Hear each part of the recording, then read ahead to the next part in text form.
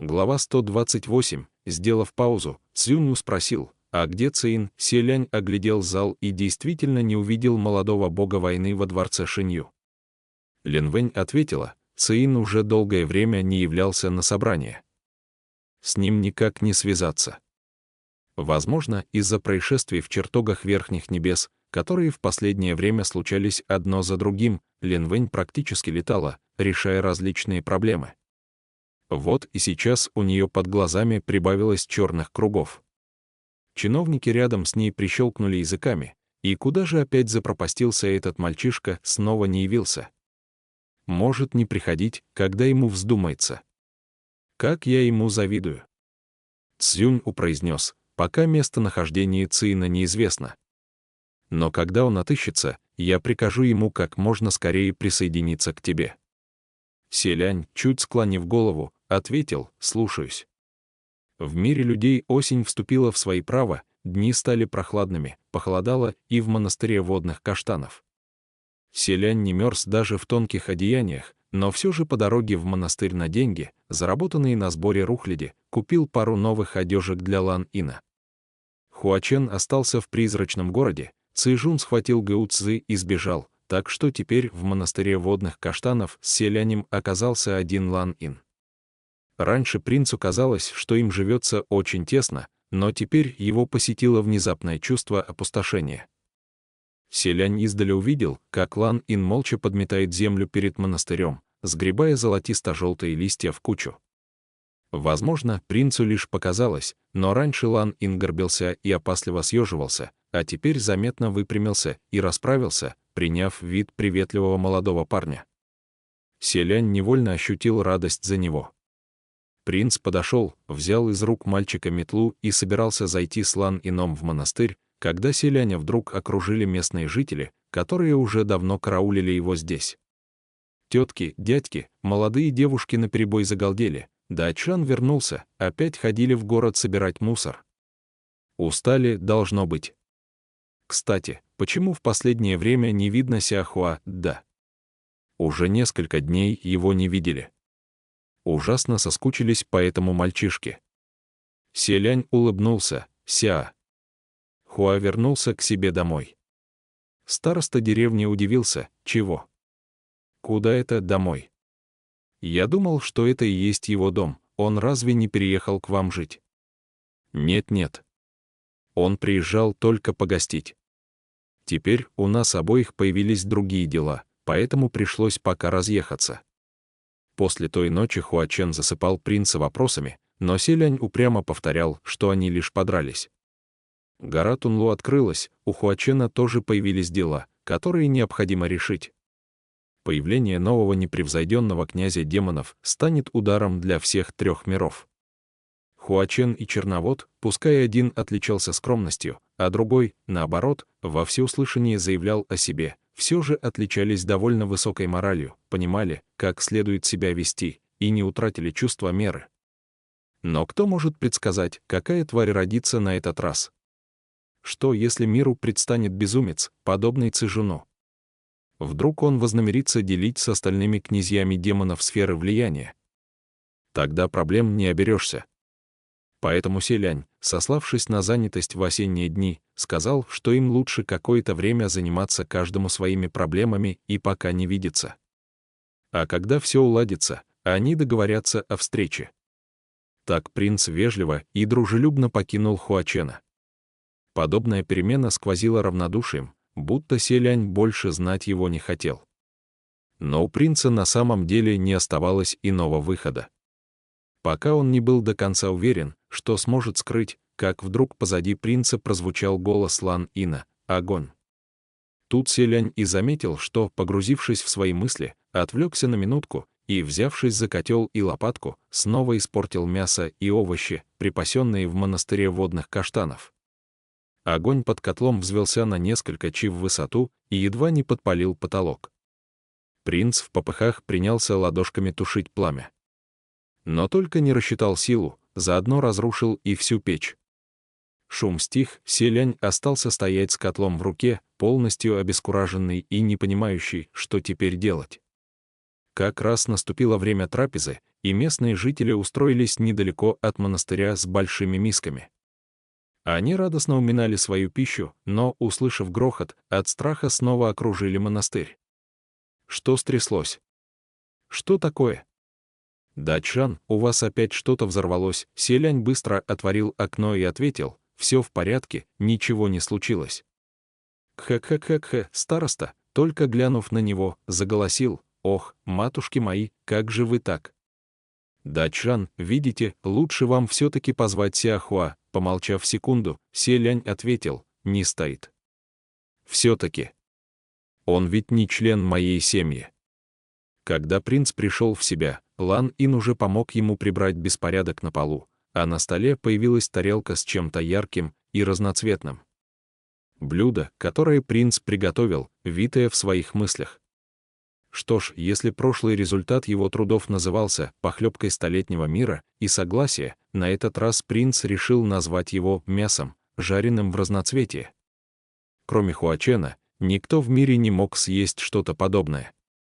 Селянь и сам был не в силах смотреть на блюдо. Поэтому развернулся помыть котел и, разминая точку между бровей, сказал: «Ладно, не ешь, лучше выбросим». Но когда принц вымыл котел и повернулся обратно, его глазам предстала картина, как Лан Ин придвинул к себе тарелку и молча ест. Селянь потрясенно подбежал к нему и схватил за плечи. «А небеса! С тобой все в порядке? Ничего не болит?» Лан Ин помотал головой. Из-за бинтов, плотным слоем закрывающих лицо, его эмоции оставались загадкой. Но даже у Цзэжуна и Черновода после стряпни Селяня помутилось в голове, а Лан Ин все еще находился в ясном сознании. Неужели он до такой степени проголодался? Или случайно открыл чудодейственные каналы Жень и Ду, насмешив такими мыслями сам себя? Селянь вымученно усмехнулся. Потом убрал со стола и приготовился ко сну. Теперь в монастыре водных каштанов имелось 2 циновки, по одной на человека. Но стоило принцу подумать о том, что на той циновке, что сейчас под ним, они когда-то лежали вместе с Хуаченом, и глаза отказались смыкаться, уснуть никак не получалось.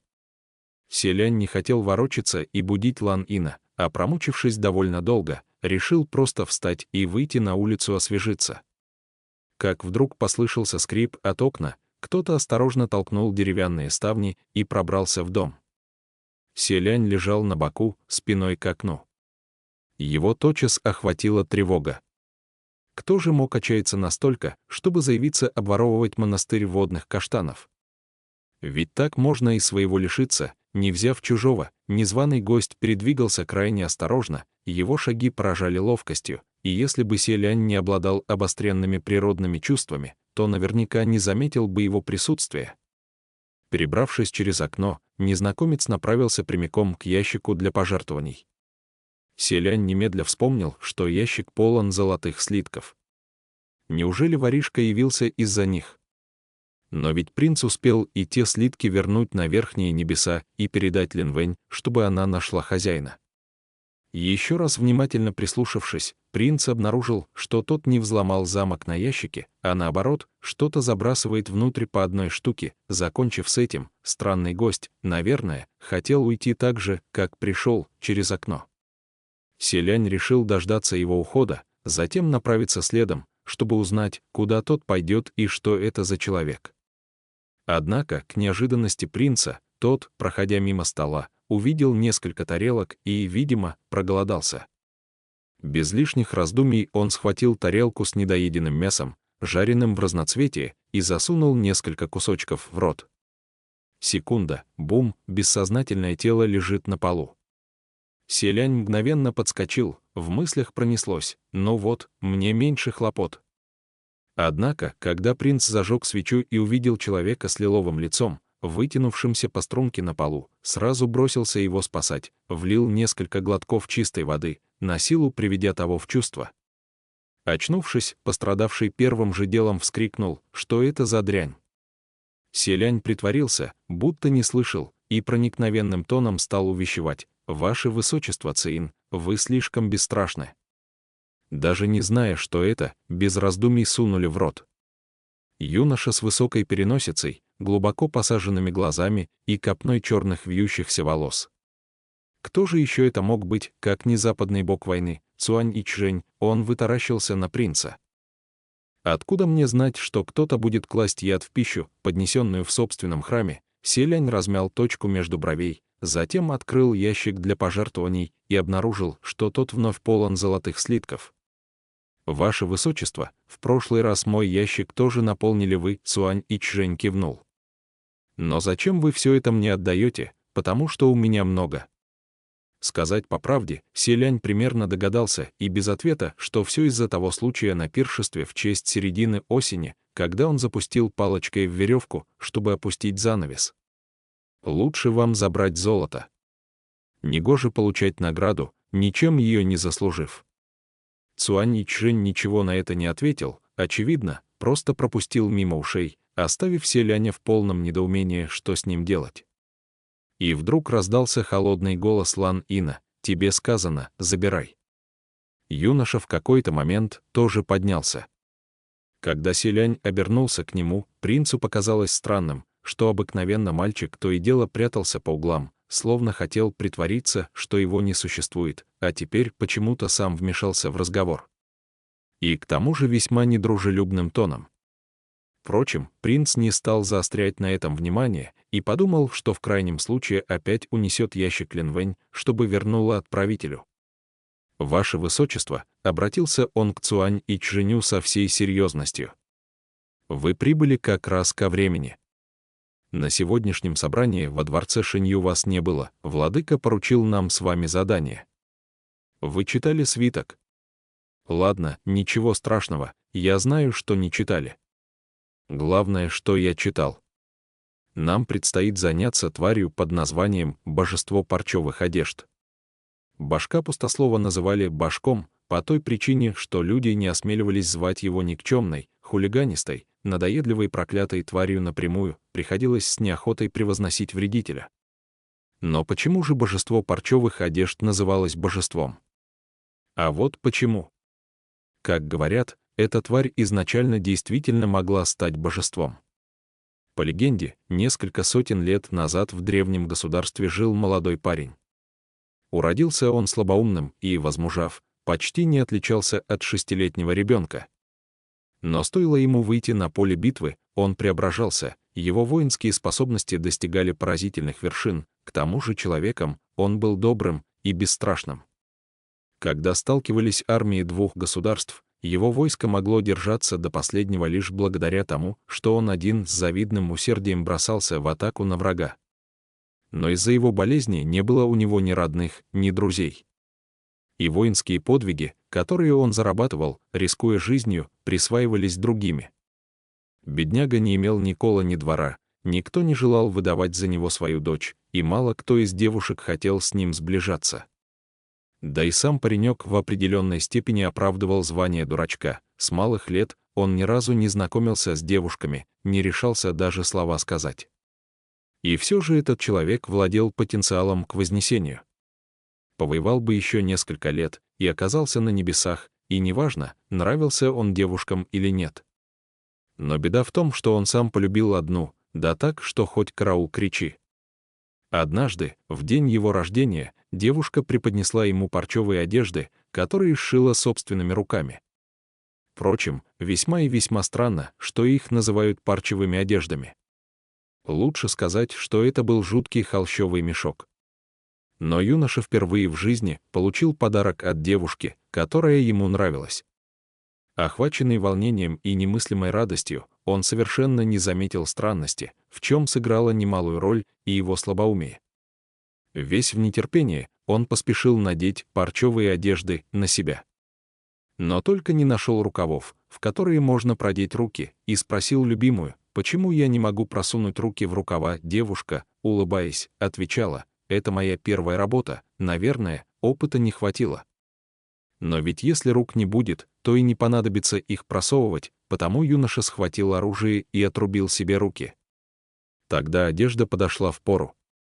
Но и на этом не все, он спросил снова: «А почему я не могу вытянуть ноги?» Девушка отвечала: а если ног не будет, то не понадобится их вытягивать, юноша попросил кого-то отрубить ему и обе ноги. В конце концов, он спросил, а почему я голову высунуть не могу, чем все закончилось, догадаться нетрудно. Селянь сначала решил, что божество парчевых одежд — это некая нечисть, одетая в парчу. Однако выяснилось, что речь действительно о самой одежке. Когда открылась гора Тунлу и тысячи демонов потеряли покой, кто-то выкрал ее из места заточения. Одежда пропиталась кровью молодого влюбленного дурака и обернулась крайне мощным зловредным артефактом. То и дело он оказывался в руках всевозможной нечисти и использовался во вред людям. Вот поэтому ни в коем случае нельзя, не подумав, подбирать старую одежду, происхождение которой неизвестно. И если ночью на дороге встретить путника, который захочет подарить вам парчевый наряд, не вздумайте его принимать. Иначе, если наденете дар на себя, разум ваш затуманится, и вы, словно одержимый, будете исполнять все, что велено, покуда всю кровь из вас не выпьют досуха. Разумеется, это лишь легенда, которая звучит абсурдно. А может, люди выдумали ее позже, основываясь на особенностях самого божества парчевых одежд. Вот только задержать его нужно непременно, ни в коем случае нельзя позволить ему добраться до горы Тунлу.